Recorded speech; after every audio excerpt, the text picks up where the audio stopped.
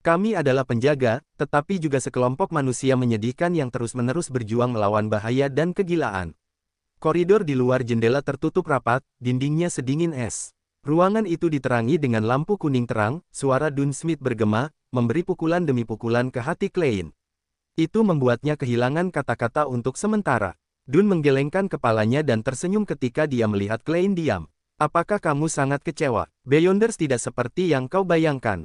Kami selalu berjalan beriringan dengan bahaya. Selalu ada harga untuk keuntungan apapun. Klein pulih dari keterkejutannya ketika dia menjawab dengan suara bergetar. Memang benar bahwa dia tidak pernah membayangkan bahwa kekuatan luar biasa dari seorang Beyonder akan memiliki ancaman tersembunyi seperti itu. Mungkin itu karena dia mendengar deskripsi tanpa menyaksikan secara langsung dan menyebabkan dia telah tersedot kepusaran dengan kejadian aneh yang telah menimpanya. Klein segera mengontrol rasa takut, gelisah, khawatir, dan ketakutannya. Tentu saja, pikiran yang menyusut kembali tidak bisa dihindari, ia bertahan dan menolak untuk pergi. Tidak buruk, sangat dewasa dan rasional, Dun menghabiskan seteguk kopi terakhir dan menambahkan, selain itu, Beyonders tidak sekuat yang kau bayangkan, terutama Beyonder berurutan rendah. Mengapa kita menggunakan 1 untuk mewakili nilai tertinggi dan 9 terendah? Bukankah ini bertentangan dengan intuisi dan logika? Urutan rendah yang sering kita sebutkan mengacu pada nilai rendah atau angka tinggi. Mereka adalah titik awal rantai sekuens. Baiklah, di mana aku tadi? Ya, Beyonders tidak sekuat yang kau bayangkan. Kekuatan Beyonder berurutan rendah bukanlah tandingan senjata, apalagi meriam. Mereka lebih menarik dan tidak dapat bertahan dari luka senjata api. Jika kau memiliki kesempatan untuk menjadi Beyonder di masa depan, kau harus mempertimbangkan apa yang kukatakan hari ini dengan hati-hati. Jangan membuat keputusan gegabah. Klein memberikan senyuman mencela diri. Aku bahkan tidak tahu kapan aku akan memiliki kesempatan. Dia merasa bahwa dia tidak akan kehilangan kesempatan jika itu muncul dengan sendirinya. Mengonsumsi ramuan yang tidak sesuai atau ramuan dengan peringkat yang lebih tinggi dalam sekuens bisa dihindari. Bahaya potensial utama adalah pengaruh halus dari ramuan itu dan apa yang dia alami dari meningkatnya persepsi pendengaran dan penglihatan. Untuk yang pertama, dia bisa memanfaatkan pengalaman dari generasi orang sebelum dia. Selama dia tidak terburu-buru untuk memajukan dirinya dan dengan sabar memegang kendali atas kekuatannya, kemungkinan kehilangan kendali relatif rendah. Selanjutnya, ia masih harus menyelesaikan potensi masalah yang saat ini ia hadapi. Dia harus memahami esensi mistisisme dan mencari cara untuk pulang kembali. Ini adalah alasan mendasar untuk mengambil langkah pertama. Dia tidak bertujuan untuk menduduki tempat urutan yang lebih tinggi. Jika mudah kehilangan kendali, dia bisa saja melupakan kemajuan, tetap dalam urutan aslinya, dan mengandalkan pengetahuan untuk merencanakan cara pulang. Tidak perlu menguraikan potensi risiko. Kembali ketika Klein mengadakan ritual peningkatan keberuntungan, dia hampir gila. Gumaman yang hampir meledakkan kepalanya masih segar di benaknya. Mereka tidak dapat dihindari dengan tidak menjadi Beyonder, oleh karena itu, lebih baik mendapatkan kekuatan yang memungkinkannya untuk membela diri. Dengan pemikiran ini, Klein merasa bahwa pro jelas melebihi kontra. Itu membuat pikirannya tentang penarikan hampir menghilang. Dun mengambil pipanya lagi ketika mata abu-abunya membawa jejak senyum ke mereka. Aku tidak bisa memberimu jawaban yang akurat tentang ini. Untuk menjadi Beyonder, pertama, kau harus memberikan kontribusi yang cukup. Mungkin besok atau lusa, kau akan dapat menafsirkan dokumen kuno yang penting.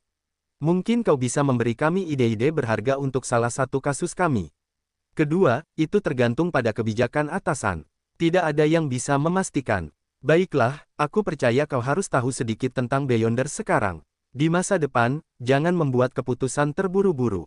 Sekarang, aku akan memperkenalkanmu dengan pekerjaan sipil tim NATO kami. Dia berdiri dan berjalan ke pintu. Dia menunjuk ke arah berlawanan dari gerbang Canis dan berkata, kami memiliki seorang akuntan dan orang lain yang bertanggung jawab atas pengadaan keperluan dan mengumpulkan persediaan yang diberikan oleh gereja dan departemen kepolisian sambil berdiri sebagai sopir kereta. Mereka adalah profesional dan tidak perlu bergiliran, sehingga mereka dapat beristirahat di akhir pekan. 3 staf sipil lainnya adalah Rosanne, Brett, dan Old Neil. Pekerjaan mereka meliputi, memperhatikan pengunjung, membersihkan kamar, dan menulis file kasus dan daftar registrasi inventaris. Mereka juga menjaga gudang senjata, gudang biasa, dan arsip, secara ketat menegakkan registrasi jika seseorang ingin masuk, mengeluarkan atau mengembalikan barang. Masing-masing dari mereka memiliki 1 hari libur dalam seminggu, selain hari Minggu. Mereka bernegosiasi di antara mereka sendiri tentang pengaturan shift malam dan hari istirahat. Jadi, apakah ruang lingkup pekerjaanku sama dengan Rosanne dan yang lainnya? Klein menyapu pikirannya tentang Beyonders dan mencoba untuk memperjelas tanggung jawab pekerjaannya. Tidak perlu. Kau profesional, kata Dun sambil tersenyum. Kau saat ini memiliki dua tugas. Pertama, setiap pagi atau sore, berjalan-jalan di luar. Berfokuslah pada berbagai jalan yang mengarah dari tempat Weld ke tempatmu. Apa? Klein tercengang. Pekerjaan macam apa ini? Apakah itu sangat profesional? Dun memasukkan tangannya ke dalam kantong jaket hitamnya dan berkata, setelah kau memastikan bahwa kau telah kehilangan ingatanmu, kami akan menutup kasus pada Weld dan Naya. Demikian pula, buku harian keluarga Antigonos telah lenyap sepenuhnya. Kami menduga kau membawanya, kau mungkin menyembunyikannya di perjalanan pulang yang mungkin menjadi alasan mengapa kami tidak menemukan petunjuk di tempatmu. Ini juga kemungkinan alasan mengapa kau tidak ada di sana dan memilih untuk bunuh diri di rumah. Meskipun kau secara misterius dipengaruhi dan telah melupakan ingatan ini, roh dan otak manusia sangat menarik, sehingga mungkin ada jejak residu. Dali mungkin tidak dapat memperolehnya melalui caranya sebagai mediator, tetapi itu tidak berarti bahwa itu tidak ada jejak sama sekali. Mungkin kau akan merasakan deja vu di tempat yang akrab dan penting. Itulah yang ingin kami dapatkan. Mengerti, Klein tercerahkan. Penguraian Nighthawk dari lokasi buku catatan itu memang masuk akal. Dia adalah satu-satunya yang hidup di antara orang-orang yang terlibat. Hanya dia yang punya waktu dan motif untuk mengambil buku harian itu dan menyembunyikannya saat kembali. Jika kau dapat menemukan buku harian dengan cara ini, kemungkinan kau akan membuat kontribusi yang cukup untuk menjadi Beyonder. Dun mendorong, secara tidak langsung mengungkapkan pentingnya buku harian itu. Aku harap demikian. Klein mengangguk. Dun mengubah topik pembicaraan lagi. Kedua, kau mendapat hari libur setiap minggu, kau dapat memutuskan pada hari apa sekarang. Ketika kau tidak di luar, pergi ke gudang senjata kami dan baca buku-buku literatur dan kanon. Ini adalah pekerjaan untuk sejarawan profesional. Ketika kau menyelesaikan semuanya, kau harus mulai mengambil giliran kerja dengan Old Nail dan yang lainnya. Baiklah, tidak masalah. Klein menghela nafas lega. Ini bukan sesuatu yang terlalu sulit. Pada saat ini, Dun memutar badannya setengah dan menunjuk ke gerbang hitam yang berayun keluar yang diukir dengan 7 lambang suci. Ini gerbang Canis. Dinamai setelah pencipta sistem Nighthawk modern, Uskup Agung Canis. Ada satu di bawah katedral pusat setiap kota besar. Ini dijaga oleh anggota Nighthawk resmi secara bergilir. Di dalam, setidaknya ada 2 penjaga yang dikirim oleh gereja, serta jebakan yang tak terhitung jumlahnya. Kau tidak boleh mendekatinya dalam keadaan apapun, jika tidak, kemalangan akan menimpamu. Kedengarannya menakutkan, Klein mengungkapkan perasaannya. Area di dalam dibagi menjadi beberapa zona, yang tersimpan di dalamnya adalah formula ramuan tertentu untuk urutan tertentu dan bahan magis lainnya. Ini juga digunakan untuk menahan sementara bidat, mutan, pemuja aliran sesat, dan anggota organisasi rahasia. Hehe, mereka pada akhirnya akan dikirim ke Katedral Suci, Dun memperkenalkan secara sepintas. Katedral Suci, markas besar gereja Dewi Evernight yang terletak di Intercounty di sebelah utara kerajaan, Cathedral of Serenity. Klein sedikit mengangguk seolah sedang memikirkan masalah ini. Selain itu, ada segala macam dokumen dan catatan rahasia di dalamnya. Ketika kau mendapatkan izin yang lebih tinggi, kau mungkin memiliki kesempatan untuk membacanya. Dun ragu-ragu sejenak sebelum menambahkan, di balik gerbang Canis, ada juga artefak tersegel di ruang bawah tanah. Artefak tersegel. Klein merenungkan apakah persyaratannya. Itu terdengar seperti istilah khusus. Beberapa barang luar biasa yang kami ambil dan kumpulkan, sangat penting dan ajaib. Jika mereka jatuh ke tangan yang salah, itu akan menyebabkan kehancuran besar. Karena itu, kita harus merahasiakannya dan mengawasinya dengan cermat. Bahkan kita hanya bisa menggunakannya dalam keadaan khusus. Selain itu, dengan mengatakan itu, Dun berhenti sejenak sebelum melanjutkan, selain itu, ada beberapa hal di dalam yang sangat istimewa. Mereka memiliki karakteristik hidup yang dapat memikat penjaga. Itu akan memengaruhi lingkungan, berusaha melarikan diri, dan menyebabkan hasil yang sangat buruk. Mereka harus dikontrol dengan ketat. Betapa menariknya, komentar Klein sedih. Markas Nighthawk telah mengkategorikan artefak tersegel ini menjadi 4 kelas, tingkat 0 mewakili sangat berbahaya. Mereka adalah yang paling penting dan memiliki kerahasiaan tertinggi. Mereka tidak boleh ditanyakan, disebarluaskan, dijelaskan, atau dimata-matai. Mereka hanya bisa dimateraikan di ruang bawah tanah Katedral Suci, jelas Dun. Kelas 1 sangat berbahaya. Mereka dapat digunakan dengan cara yang terbatas.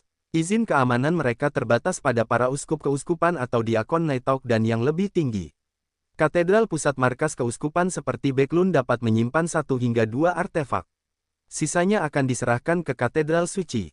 Kelas 2 berbahaya. Mereka dapat digunakan dengan hati-hati dan tidak berlebihan. Izin keamanan mengharuskan seseorang untuk menjadi uskup atau kapten tim Night Hawk ke atas. Katedral pusat di berbagai kota dapat menyimpan 3 hingga 5 artefak. Sisanya akan disimpan di katedral suci atau markas keuskupan. Kelas 3 sangat berbahaya. Mereka harus digunakan dengan hati-hati. Itu hanya dapat diterapkan untuk operasi yang membutuhkan 3 orang atau lebih.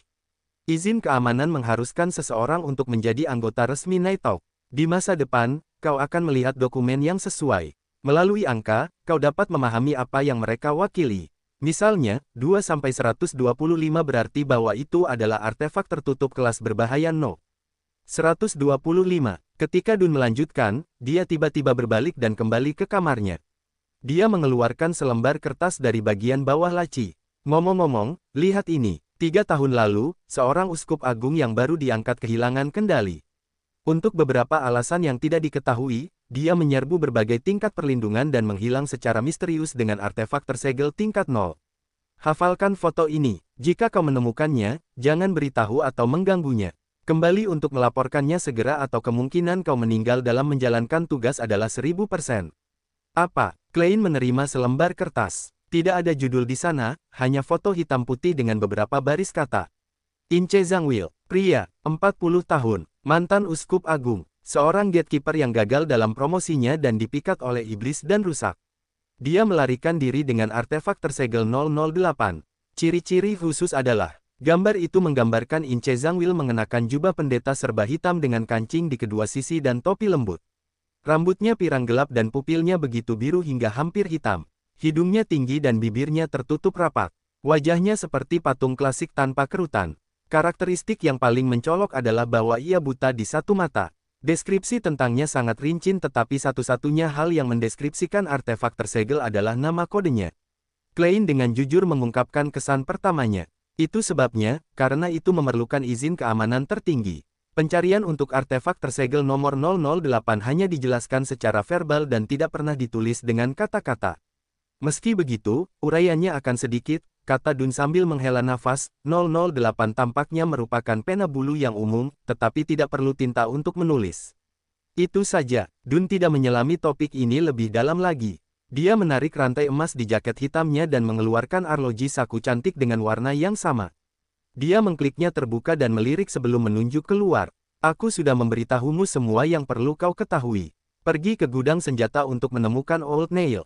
Minta dia untuk mengatur dokumen yang perlu kau baca. Dia bukan pegawai sipil biasa. Dia pernah menjadi anggota resmi, tetapi karena usianya yang lanjut, dia gagal dipromosikan. Kesehatannya sedang tidak baik, jadi tidak lagi cocok baginya untuk menangani kasus. Selain itu, ia tidak ingin menjadi penjaga internal ataupun beristirahat di rumah. Yang dia inginkan adalah bersama dengan dokumen dan catatan.